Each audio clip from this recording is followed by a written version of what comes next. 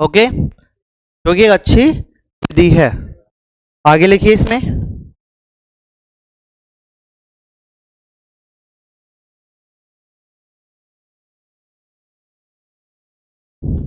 देखो 0.9%, 0.9% ब्रैकेट में लिखना डब्ल्यू बाई वी, ब्रैकेट में आप लिखना W by V, 0.9% W by V NaCl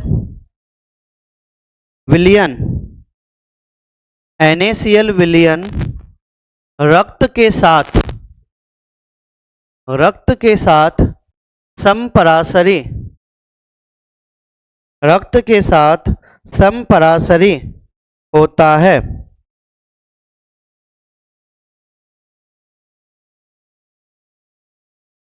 ठीक है, अब इसको मैंने पहले ही बताया कि 0.9% कितना होगा, 0.9%, कुछ में 0.9191 भी होता है, तो W बाई वी NaCl का विलयन होता है। अब यदि हमें इंजेक्शन जो लगाया जाता है वेन्स में, नलिकाओं में जो इंजेक्शन लगाया जाता है, अगर वो इंजेक्शन इसी सांद्रता 0% था तब तो ठीक है, नहीं इससे कम का या ज़्यादा हुआ तो कोशिकाओं पर, अपनी जो ब्लड कोशिकाएं होती हैं, ब्लड सेल्स होती हैं, उन पे फर्क पड़ सकता है। इसलिए इंजेक्शन जो लगाना है इसी सांद्रता का होना चाहिए। कई बार ऑप्शन में आ सकता है कि ब्लड की सांद्रता या एक ब्लड में जो इंजेक्शन वेन्स में जो लगाया जाता है वो किस सांद्रता का लगाना चाहिए, तो 0.9। इससे ज़्यादा का हुआ, इससे ज़्यादा का सांद्रता का होता है तो भी नुकसान करेगा, और कम का हुआ तो भी नुकसान करेगा, जो मैंने अभी लास्ट में आपको समझाया था।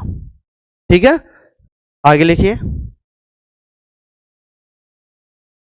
परासरण दाब का मापांक, परासरण दाब का मापांक विलायक की प्रकृति से स्वतंत्र होता है। परासरण दाब का मापांक विलायक की प्रकृति से स्वतंत्र होता है।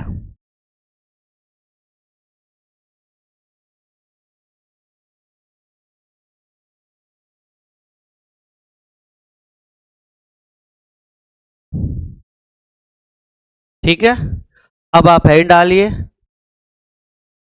असामान्य अणुसंख्यक गुणधर्म, असामान्य अणुसंख्यक गुणधर्म,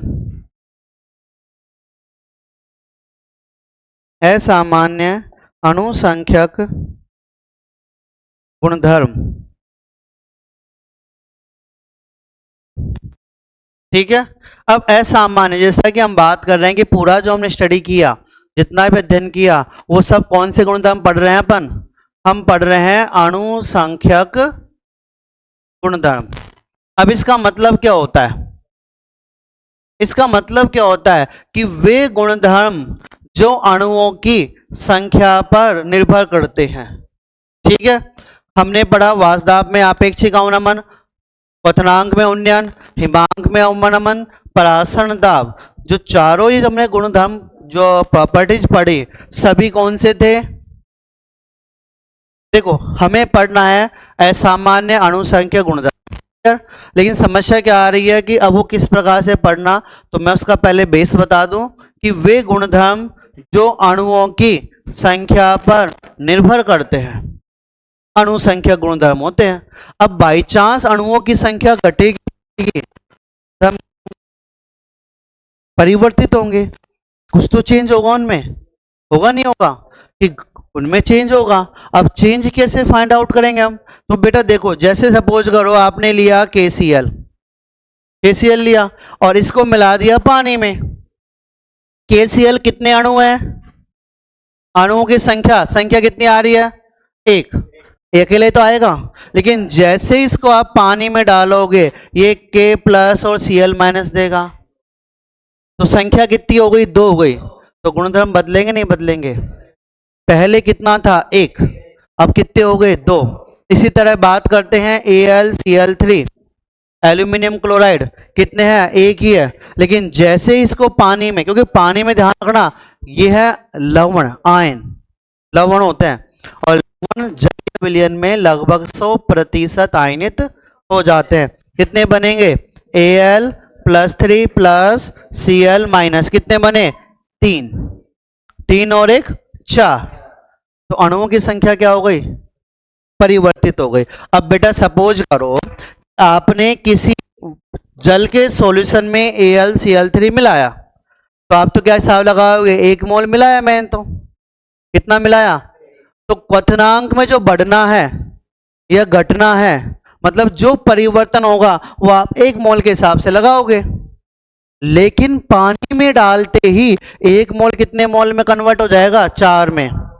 कितने में हो जाएगा? 4 में। ये क्लोरीन है Cl, ठीक है ना, 4 में कन्वर्ट हो गया। तो जो क्वथनांक हमें प्राप्त होना चाहिए था वो होगा क्या? नहीं होगा। हमें जो क्वथनांक में वृद्धि होगी ना, उसकी तुलना में बहुत ज्यादा होगी। हम तो हिसाब लगाएंगे, अपना कैलकुलेशन करेंगे कि इतना ही होना चाहिए, लेकिन एक्चुअल में इतना नहीं होगा, वो क्या ज्यादा हो गया। तो इसीलिए इसे क्या कहा गया? असामान्य अणुसंख्यक गुणधर्म। समझ में आया? कई बार क्या होता है, 2 अणु हमने लिए और 2 अणु आपस में मिलकर 1 बन जाते हैं। ठीक है, इसका हम एग्जाम्पल लेते हैं आपके लिए एक। देखो, जैसे हमने एक एग्जाम्पल लिया CH3C, एक देखो हमने लिया में CH3C double bond O OH, क्या नाम है इसका? एथेनोइक। ओके, कितने अणु हैं? 1। हमने तो एथेनोइक अम्ल के 20 मोल, 10 ग्राम, 15 ग्राम जो भी हम मिला लिया अपन ने। लेकिन अब इसकी कहानी क्या होती है बेटा, कि जब विलयन में डाला जाता है, इसमें डाला जाता है विलयन में, जब इसको डाला जाता है तो ये क्या होता है, इस तरह से आपस में इसका संगुणन हो जाता है, आपस में मिल जाते हैं। हमने डाले तो 2 थे, लेकिन दोनों मिलकर क्या बन गया आपका? 1 हो गया, इनका संगुणन हो गया। तो आप तो हिसाब किस हिसाब से लगाओगे? 2 के हिसाब से लगाओगे। किसके हिसाब से लगाओगे? 2, कि 2 मोल डाले थे, यहां तो मोल कितना हो गया? 1 ही हो गया, दोनों आपस में जुड़ गए। और किसके द्वारा जुड़ेंगे? ये क्या होते हैं? Hydrogen bond. हमेशा ध्यान रखना, डॉट के द्वारा जो रिप्रेजेंट करते हैं यहां पर, ये दोनों क्या होते हैं? हाइड्रोजन बॉन्ड होते हैं। अब जनरली इसका जो अणुभार जितना होना चाहिए था, अब उससे क्या हो जाएगा? दुगुना। अणुभार क्या हो जाएगा? दुगुना हो जाएगा। ठीक है, आप तो अपनी कैलकुलेशन के हिसाब से करोगे, एक अणु के हिसाब से करोगे। एक अणु के हिसाब से कितना आया? कार्बन कितना हो गया? 12 और 12 24, और ऑक्सीजन कितना है? 16 दूना 32। H कितना आ गए? 3 और 1 4, 4 4 8 2 10 की 0 1 3 2 5 और 1 6। आपका अणुभार कितना आ रहा है? 60। आप तो किसके हिसाब से लोगे? 60 के हिसाब से। लेकिन 2 अणु जुड़ गए तो अणुभार कितना हो जाएगा? 120 हो जाएगा। हमारी पूरी कैलकुलेशन फेल। समझ में आया? तो असामान्य अणुसंख्यक गुणधर्म किसे कहते हैं? ये अपना असामान्य अणुसंख्यक गुणधर्म है कि उनका मान भार होता है या कोई से भी गुणधर्म है ना, वो जो हम प्रैक्टिकली करेंगे और थ्योरेटिकल दोनों करते हैं, दोनों में मान क्या आएगा? अलग अलग आएगा, नहीं आएगा। क्यों हुआ ऐसा? तो मैंने दोनों रीजन दिए हैं आपको बेटा। एक तो ये हो गया, यहां तो क्या हो रहा है? संगुणन। यहां तो क्या हो रहा है? ये दोनों आपस में जुड़ रहे हैं, यहां तो हो रहा है संगुणन। ठीक है ना? और अपन ने जो दूसरा लिखा भी ऊपर, इस केस में देखो यहां पर क्या हो रहा है? यहां पे हो रहा है वियोजन। यहां तो क्या हुआ? वियोजन। जितने मोल डाले थे उससे ज्यादा हो गए, जितने मोल हमने डाले थे उससे मोल क्या हो गए? ज्यादा हो गए। अणुओं की संख्या किसी में दुगनी हो रही है, किसी में तिगनी हो रही है, किसी में ज्यादा हो रही है। तो वियोजन, जब किसी भी यौगिक को विलायक में डाला जाता है ना, तो संगुणन या वियोजन के कारण जो उसके अणुसंख्यक गुणधर्म आने चाहिए थे ना, वो नहीं आ रहे, और इसे हम क्या कहेंगे? असामान्य अणुसंख्यक गुणधर्म। क्या कहेंगे बेटा? इसे हम कहेंगे असामान्य अणुसंख्यक गुणधर्म, जो हमारी हेडिंग है, असामान्य अणुसंख्यक गुणधर्म। ये अपनी अभी प्रेजेंट की हेडिंग है, जो मैंने आपको पूरा समझाने के बाद और फिर अब हेडिंग डाली है। अणुसंख्यक तो आपका क्लियर था। अब असामान्य क्यों आया? वो इसलिए आया क्योंकि अणु को जब पानी में या किसी यौगिक को जब विलायक में डाला जाता है तो उसके अणुओं का या तो का क्या होगा, वियोजन होगा, और या फिर क्या हो जाएगा, संगुणन हो जाएगा। तो उसके जो मान, क्योंकि इनके मान किस पर डिपेंड करते हैं, अणुओं की संख्या पर, अणुओं की संख्या पर। तो अणुओं की संख्या है तो कम हो रही है, ज्यादा हो रही है। ज्यादा कब होगी, वियोजन पे कि संगुणन पे? वियोजन पे। और कम कब हो जाएगी, संगुणन पे। कुछ समझ में आया? आ गया ना? अब इसको समझाने के लिए एक वैज्ञानिक आता है वांटाफ, ठीक है, तो जिसे हम पढ़ेंगे वांटाफ गुणांक से। क्वांटम गुणांक होता है आई, आई से रिप्रेजेंट करते हैं इसको। तो पहले हम इसके बारे में कुछ पढ़ते हैं, संगुणन क्या हुआ, वियोजन क्या हुआ, कुछ इस सूत्रों की बात करते हैं, फिर अपन आगे पढ़ते हैं, ठीक है। तो आपको हेडिंग डाल दिया आपने, असामान्य अनुसंख्यक गुणधर्म, ये दोनों समझ में आ गया, संगुणन और वियोजन।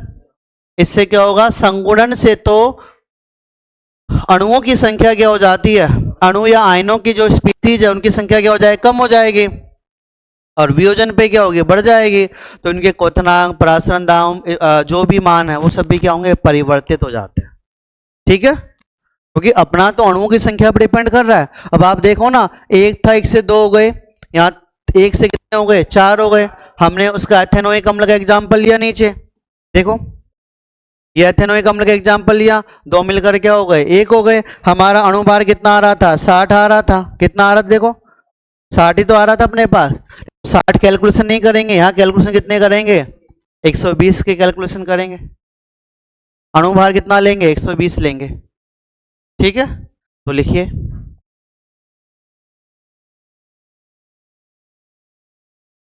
हेड डाल लिया हमने। अब लिखो, विलेय अणुओं का या विलेय अणुओं के विलयन में, विलेय अणुओं का विलयन में, विलेय अणुओं का विलयन में संयोजन या वियोजन, संयोजन या वियोजन, वियोजन के कारण, वियोजन के कारण विलेय के प्रेक्षित, विलेय के प्रेक्षित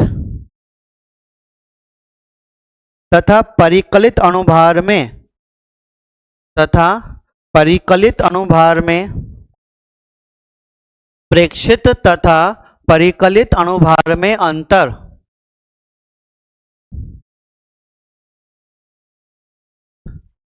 आ जाता है।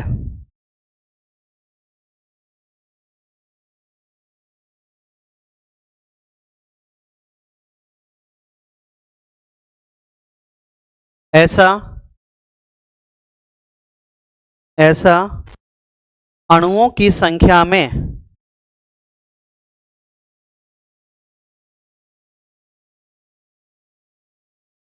संयोजन या वियोजन के कारण होता है, या अणुओं के संयोजन या वियोजन के कारण होता है।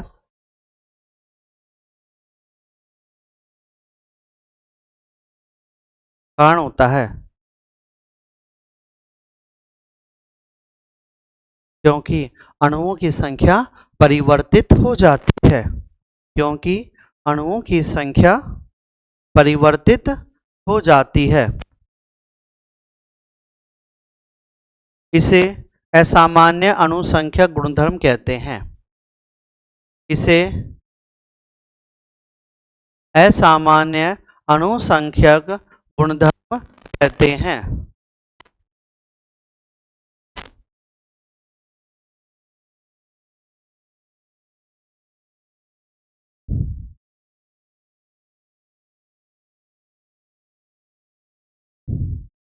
ठीक है, लाइन चेंज।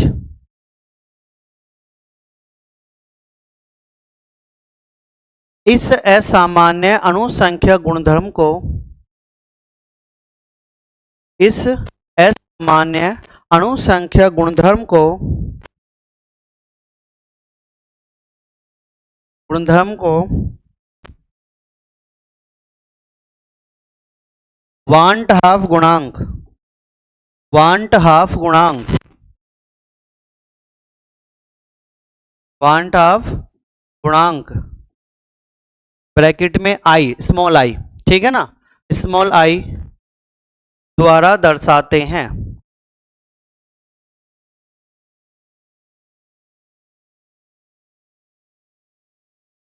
वन हाफ गुणांक आई द्वारा दर्शाते हैं, ठीक है। देखो प्रेक्षित बेटा क्या होता है, प्रयोगों द्वारा फाइंड आउट किया होता है। एक तो हम प्रयोग द्वारा फाइंड आउट करते हैं परिकलित जो अपना चल रहा है मान, जो भी अपना, ठीक है। तो आई का मान जो भी हमारे पास आएगा वो हम इसमें रखेंगे। जैसे हमने लिखा आई बराबर प्रेक्षित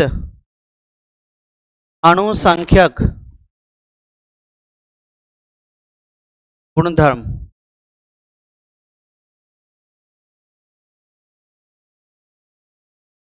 बटा, अब इसमें क्या देंगे, परिकलित अणुसंख्यक गुणधर्म, ठीक है। ये आपके पास हो जाएगा कि आई का मान जो लेंगे, जो हमको मिल रहा है, ठीक है, जो तो हमने माना वो और जो हमें मिल रहा है, दोनों को हम भाग दे देंगे। जो भी हमारे पास मान आएगा इसका आएगा, या तो मान आएगा एक से कम आता है या एक से ज्यादा आता है। दो ही मान अपने पास, या तो एक से कम या एक से ज्यादा। अब किस स्थिति पे एक से कम आएगा और किस स्थिति पे एक से ज्यादा आएगा उसकी अपन बात करें। जैसे कोई समीकरण आपको दे दिया एग्जाम में और बता दिया इसके लिए आई का मान होगा। अब आई का मान आपको चेक करना है कितना होगा, एक से कम होगा, ऑप्शन में आएगा आई का मान एक इक्वल टू 1, एक के बराबर, एक से कम, एक से ज्यादा है, कोई नहीं, जो भी आपके पास ऑप्शन होता है नन ऑफ दीज, तो उस हिसाब से आपको करना पड़ेगा, ठीक है। तो आई का मान आ गया प्रेक्षित अणुसंख्यक गुणधर्म बटा परिकलित अणुसंख्यक गुणधर्म। दूसरा इसमें दे रखा है परिकलित अणुभार बराबर किसके हो जाएगा, परिकलित, हम तीनों में संबंध, परिकलित अणुभार बटा क्या लोगे, प्रेक्षित अणुभार, ठीक है। एक, दो और एक तीसरा हो रहा है इसके सापेक्ष। पहला प्रेक्षित अणुसंख्या गुणधर्म, गुणधर्म जितना भी दिया उसने, गुणधर्म जो भी दिया उसके लिए प्रेक्षित अणुसंख्या गुणधर्म अपॉन परिकलित अणुसंख्या गुणधर्म, ये तो इसके हिसाब से दिया। और परिकलित अणुभार और प्रेक्षित अणुभार ये तो अलग अलग होते हैं, ये तो क्या होंगे, अलग अलग होंगे, ठीक है ना। अब कैसे, अभी अपन ने ऊपर परिकलित अणुभार के लिए अपन बात करते हैं। देखो एक बेटा एक बार इसको अपन लेते हैं, अभी हमने पढ़ा है ये, ठीक है। परिकलित कितना आएगा 60, परिकलित कितना आ रहा है 60, और जबकि प्रेक्षित कितना आएगा 120। तो देखो अपने नीचे जस्ट अभी आया था इसके लिए, तो हम एक मिनट देखो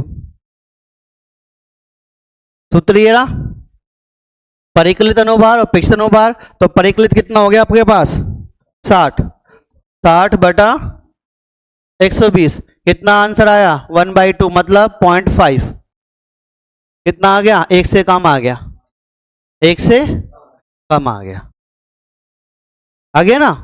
जबकि इसी प्रकार से चलेगा अपना, या तो एक से कम होगा या एक से अधिक होगा, या तो एक से कम होगा या एक से अधिक होगा। कुछ समझ में आया, हाँ आया ना, कम ज्यादा बस इतना हिसाब से आप एक का मान निकाल सकते हो कि आई का मान कितना आ रहा है 0.5 आ रहा है।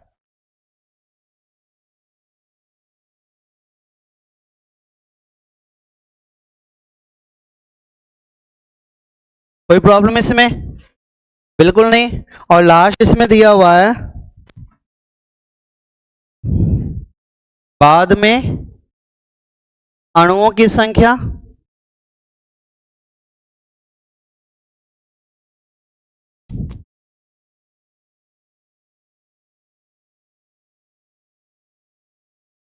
अणुओं की संख्या अपॉन पूर्व में अणुओं की संख्या, ठीक है ना। पूर्व में क्या आएगी, अणुओं की संख्या, कि बाद में कितनी है और पहले कितनी है, ठीक है ना, अणुओं की संख्या। अब ये देखना, या तो सूत्र लगेगा ये वाला, या फिर लगेगा अणुभार के आधार पर, या लगेगा संख्या के आधार पर, ठीक है। बाद में कितनी हो गई, अब बाद का यदि हिसाब देखा जाए बेटा आपके लिए समझना बेटा, देखो टॉपिक थोड़ा, अब ये आ गया, ये देखो पहले कितनी, 1, और बाद में कितनी, तो 2 बटा कितना आ गया, 1, कितना आ गया, 2 बटा आपके पास आ गया 2 बटा 1,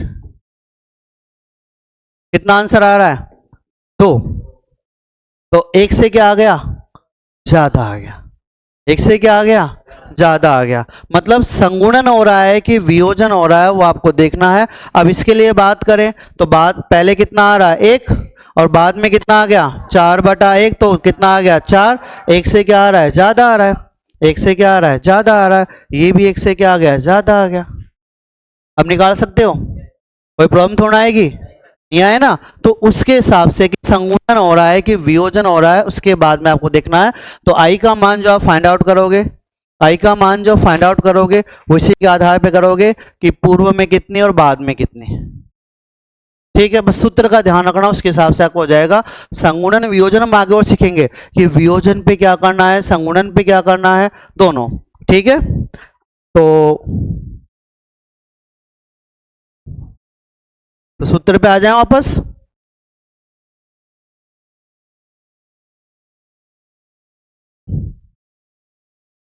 ठीक है, तो वांटा गुणांक आई बराबर प्रेक्षित अणुसंख्या गुणधर्म, प्रेक्षित अणुसंख्या गुणधर्म अपॉन परिकलित अणुसंख्या गुणधर्म, कोई सा भी गुणधर्म दे दिया उसने।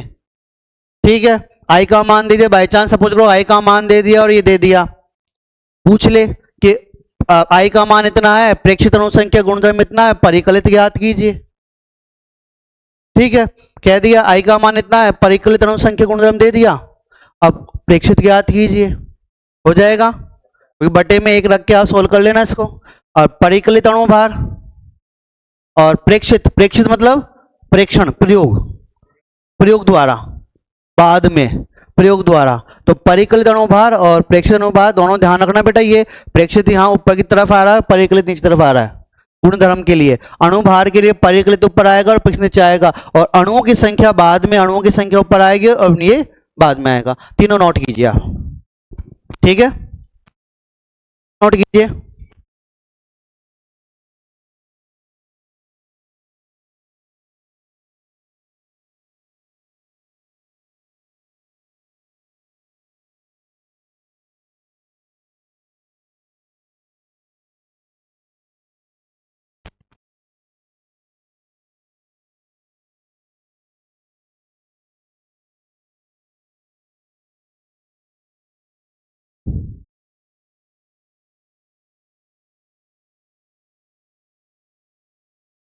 दिख रहा है?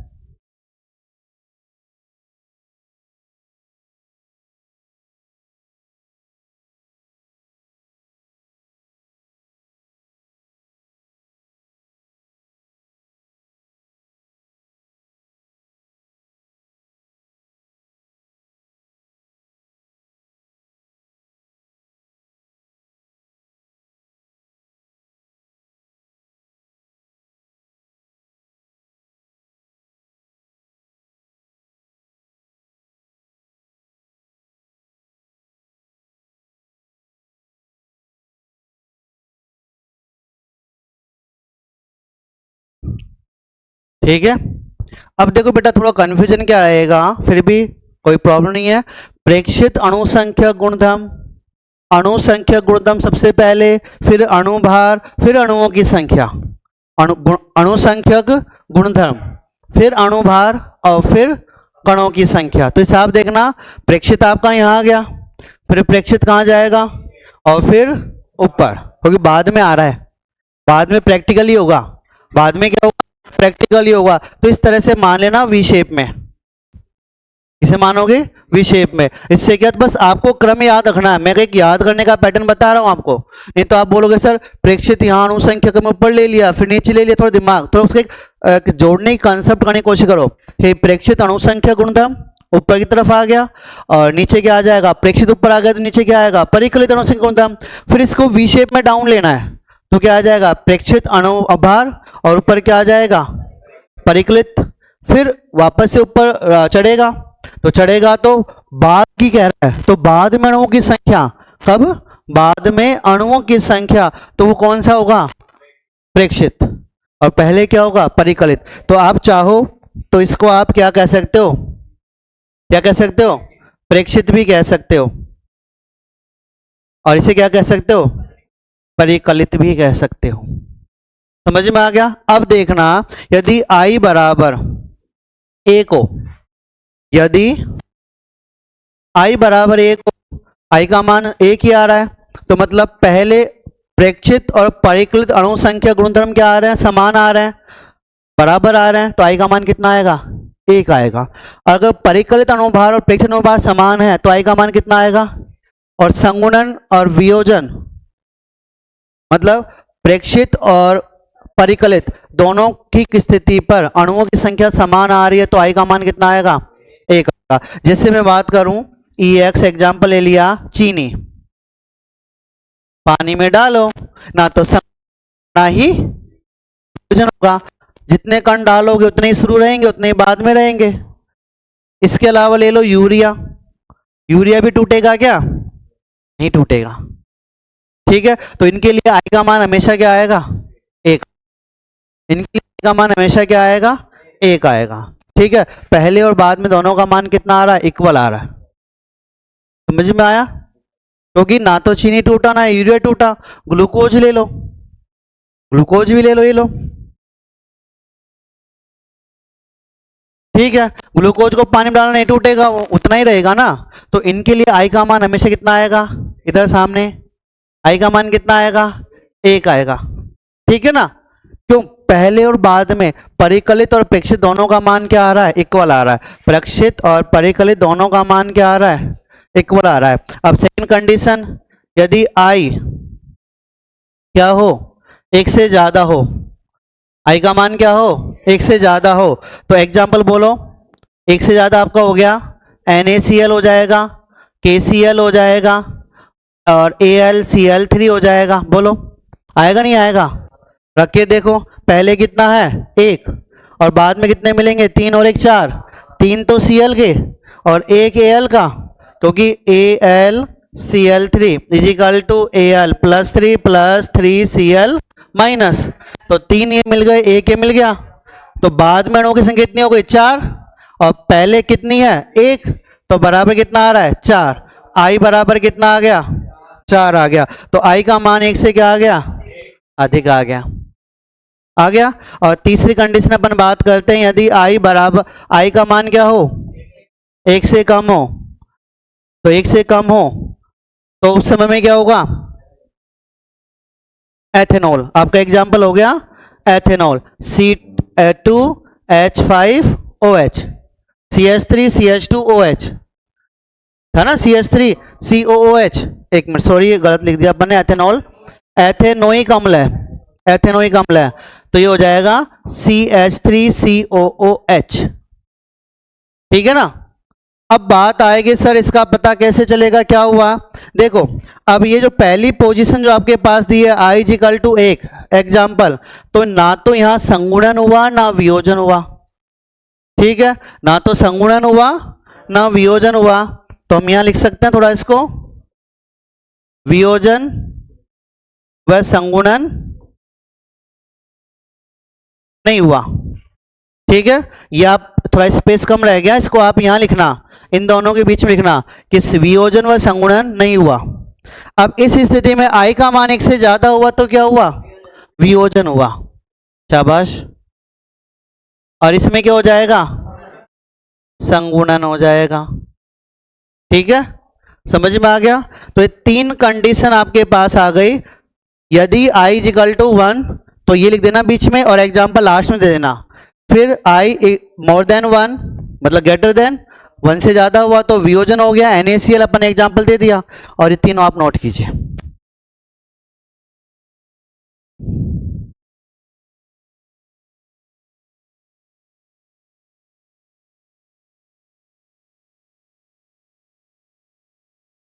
प्रॉपर करूं इसको,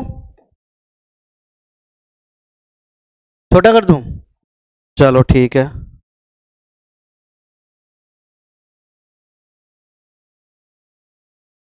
ठीक है,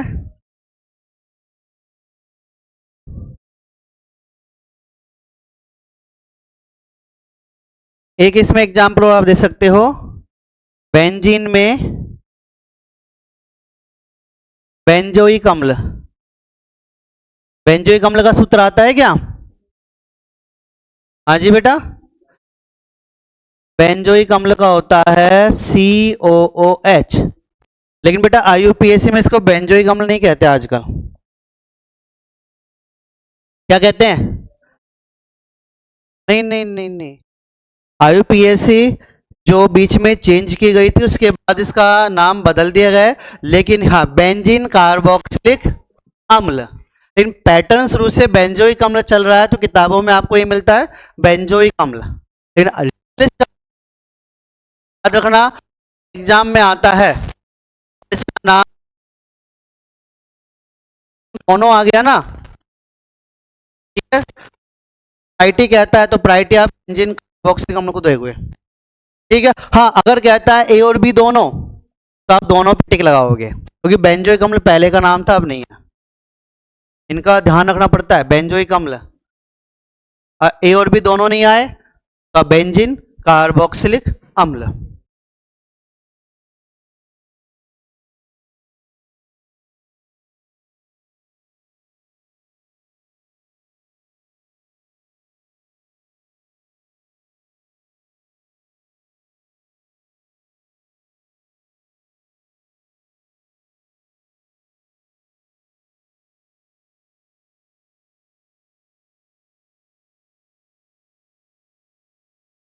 इसके बाद हम आपका नया चैप्टर चालू करेंगे, हेलो एल्केन वाला, ऑर्गेनिक केमिस्ट्री। IUPAC तो क्लियर है ना आपकी? और एक बार रिवाइज कर लेना।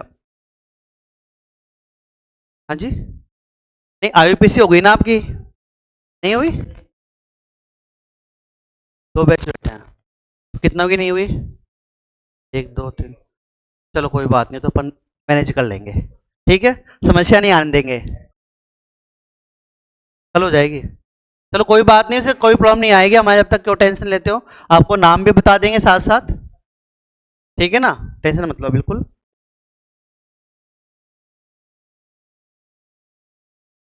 हाँ कोई टेंशन नहीं है, सुबह तक क्या, इसमें गोला लगाओ, ये कुछ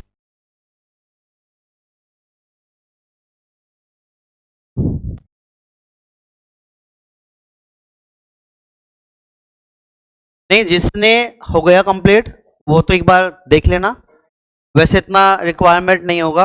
IUPAC टॉपिक अलग है, अपना हेलो एल्केन थोड़ा डिफरेंट है, वो थोड़ा हेल्प मिल जाता है बस आपके लिए, क्योंकि हम बाद में से मैंने कहा एल्डिहाइड कीटोन कोई अलग अलग नाम चलेंगे, तो वो मैं रिएक्शन भी बताएंगे साथ में, तो कोई समस्या हो तो वहीं बता देना, हम बता देंगे। हो गया, कोई प्रॉब्लम इसमें नहीं है? हेडिंग लिखिए। हाँ जी, छुट्टी हो गई हमें पता है, लेकिन थोड़ा लिखो आप, ये टॉपिक पूरा करेंगे अपना, चैप्टर समाप्त हो जाएगा फिर ये। चलो लिखो, विलय का वियोजन, बेटा अपना टॉपिक ये समाप्त हो जाएगा फिर। विलय का वियोजन लिखो इसमें, हाँ, विलय का वियोजन इसमें लिखिए, ध्रुवीय विलायकों में, ध्रुवीय विलायकों में विद्युत अपघट्यों का, ध्रुवीय विलायकों में विद्युत अपघट्यों का, विद्युत अपघट्यों का वियोजन होने के कारण, वियोजन होने के कारण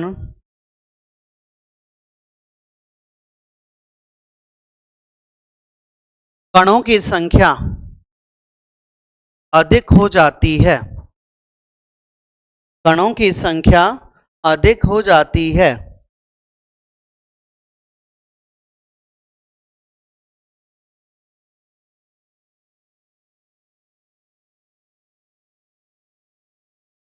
जिससे,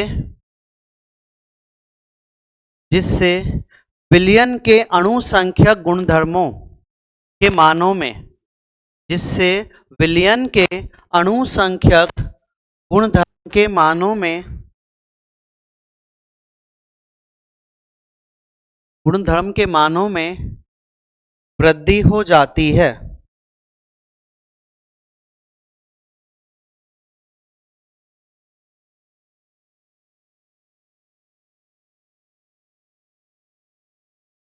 ठीक है, देखो प्रेक्षित अणु संख्या गुणधर्म आपके पास ये रहा, कौन सा रहा, प्रेक्षित अणु संख्या गुणधर्म। तो इसका मान क्या होगा, बढ़ेगा। जैसे हमने बात किया कि वियोजन हो रहा है, क्या हो रहा है, वियोजन, आई का मान 1 से ज्यादा हो गया तो यहाँ संख्या बढ़ेगी, और परिकलित तो अपना कम ही होगा ना, अणुओं की संख्या कम थी, ये मान कम रहेगा, ये बढ़ गया तो आई का मान अपने आप बढ़ जाएगा। जैसे आपने इनके लिए नहीं निकाला, NaCl, KCl, AlCl3 के लिए मान ज्यादा आया था, तो ज्यादा क्यों आया, आई का मान वियोजन के लिए, संगुणन पर मान क्या हो जाएगा, अणु संख्या गुणधर्म का कम हो जाएगा, वियोजन पे बढ़ जाता है। तो अब यहां हम छोटा सा बात करते हैं, देखो कि प्रेक्षित जो अणु संख्या गुणधर्म है, प्रेक्षित अणु संख्यक किसके लिए बात कर रहे हैं, वियोजन के लिए। गुणधर्म का मान क्या आएगा, अधिक आएगा, किसके कंपेयर में, परिकलित अणु संख्यक। कोई प्रॉब्लम बेटा नहीं है, देखो इसको,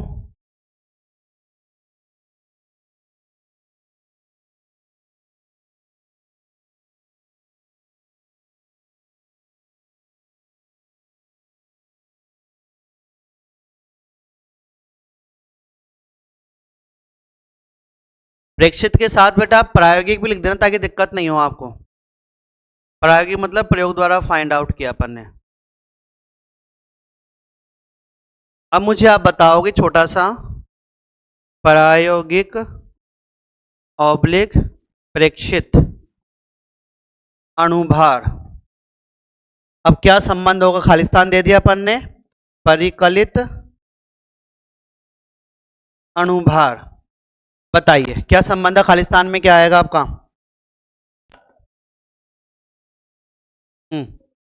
ये इधर लगेगा उधर लगेगा, बताओ, दो ऑप्शन है, ए एक तो ये हो जाएगा और बी ये हो जाएगा, ए आएगा, ए आएगा बी आएगा, हाँ ए बी दोनों ही है आपके पास ऑप्शन, ठीक है। अब बात करते हैं, मतलब आधे कह रहे हैं ए और आधे कह रहे हैं बी, तो देखो बेटा, ओके ओके ओके, आपको तो बताना क्या आता है, AlCl3 वियोजन हुआ, Al+3 प्लस कितना आएंगे 3Cl माइनस। अब बताओ अणुभार घटा कि बढ़ा, किसका, प्रायोगिक का ज्यादा है कि परिकलित का ज्यादा है, किसका काम है, किसका ज्यादा है, बताओ, ये कौन सा है, परिकलित, पहले पहले वाला, ये कौन सा है, प्रेक्षित जो हमें मिला, तो किसका उल्टा हुआ, ज्यादा किसका होगा, कौन सा साइन राइट है आपका, बी, परिकलित का ज्यादा आ रहा है, इस पूरे का अकेले का निकलेगा, इनका तो अलग अलग निकलेगा ना। एल्यूमिनियम कितना होता है 27 और Cl का 35.5, तो सबका एक जगह जुड़ेगा, यहां तो कम हो गया ना, यहां तो कम हो गया ना, तो परिकलित का क्योंकि वियोजन हो गया, क्यों हुआ कम, वियोजन के कारण ऐसा हुआ, तो लिख लीजिए बेटा ये साइन आएगा।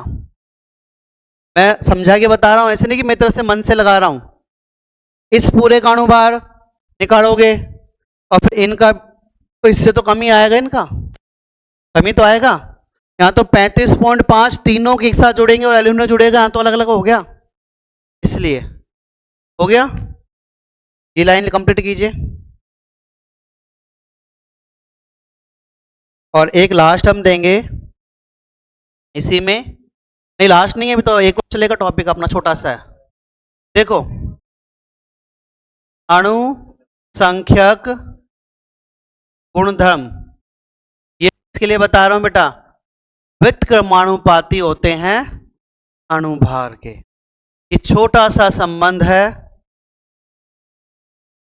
अणु संख्या गुणधर्म किसके व्युत्क्रमानुपात हो गए, अणुभार के, अणुभार बढ़ेगा, अणुभार बढ़ेगा तो अणु संख्या गुणधर्म क्या हो जाएंगे, घटेंगे, क्यों, अणुभार बढ़ेगा जब वो आपस में जुड़ेंगे, तो कणों की संख्या क्या हो गई कम, तो अणु संख्या गुणधर्म भी क्या हो जाएंगे समझते हैं आपसे। अणुभार और अणुसंख्या गुणधर्म एक दूसरे क्या होते हैं? व्युत्क्रमानुपाती होते हैं। लिखिए,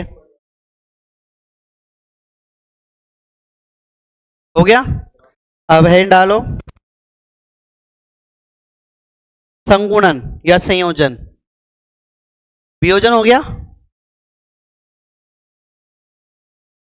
अब लिखो अणुओं का संगुणन या संयोजन। दूसरा एरो लगा के, पहला अपन ने वियोजन पढ़ा है, दूसरा पढ़ेंगे संगुणन या संयोजन। अणुओं का संगुणन या संयोजन देखो,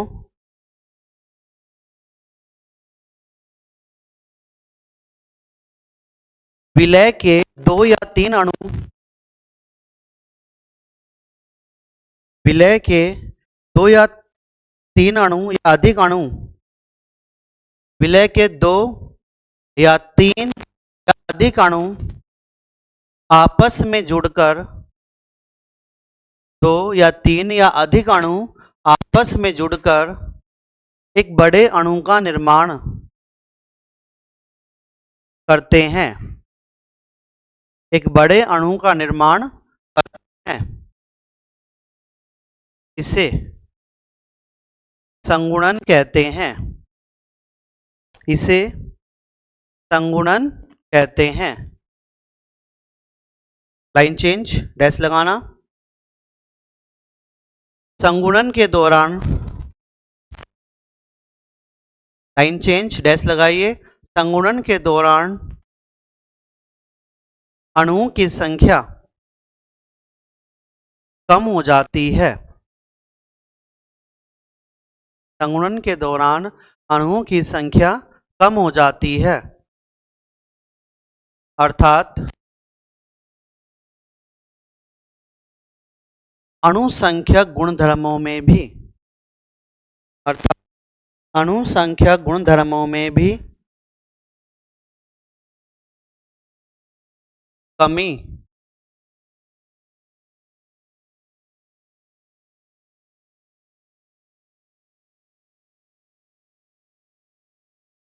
हो जाती है।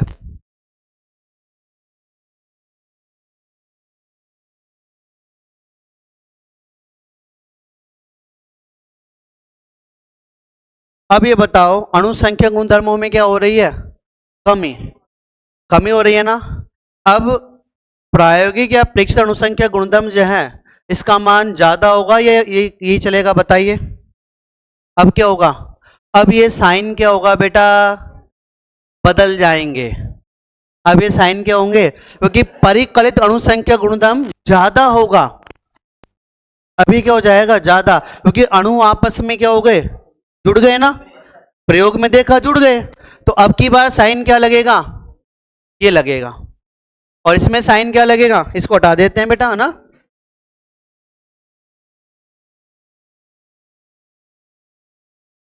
देखो किधर लगाएं बताओ? ज्यादा कौन होगा? ये होगा। प्रायोगिक कम क्यों हुआ? क्योंकि जुड़ गए, आपस में जुड़ गए ना, तो कम हो गई होगा। और नीचे वाले में बताओ, अणुभार के लिए बात कर रहे हैं, अणुभार किसका ज्यादा होगा? हाँ, परिकलित कम होगा। शाबाश। मुझे उल्टा उल्टा बोला, लेकिन ठीक है ना, समझ में आ गया। आपस में जुड़ गए तो प्रायोगिक का मान ज्यादा हो जाएगा ना। 160 था, कितना हो गया? 120। एग्जाम्पल अपने पास है? नहीं बेटा, देखो कोई बात नहीं, कोई बात नहीं, अपने पास सब है। ये रहा, देखो नीचे आ जाओ, ये आ गया। कितना था? 60। 120 हो गया ना, तो जुड़ गया। तो ज्यादा कौन सा हुआ? प्रायोगिक। प्रायोगिक ज्यादा हो गया ना प्रेक्षित, और प्रेक्षित अपने ज्यादा किया, देखो आ गया। अणुभार के लिए कोई दिक्कत? देखो इसका कितना आ रहा है अपने पास? 1 मिनट। इसका कितना है? 60। और इसका कितना आ रहा है? 60। दोनों का अलग अलग है ना। अब जुड़कर कितना हो गया? 120 हो गया। कब हुआ? संगुणन पे, वियोजन पे? संगुणन पे, तो संगुणन पे परिकलित का मान तो क्या रहेगा, कम, कम रहेगा, और प्रायोगिक का मान क्या होगा, अधिक होगा। समझ में आ गया ना? अब ऊपर ले लें वापस, ठीक है, ये लिख लिया, लिखो इसको, मैंने चेंज कर दिया पहले ही, ठीक है। हाँ, एक थोड़ा सा हो रहा है,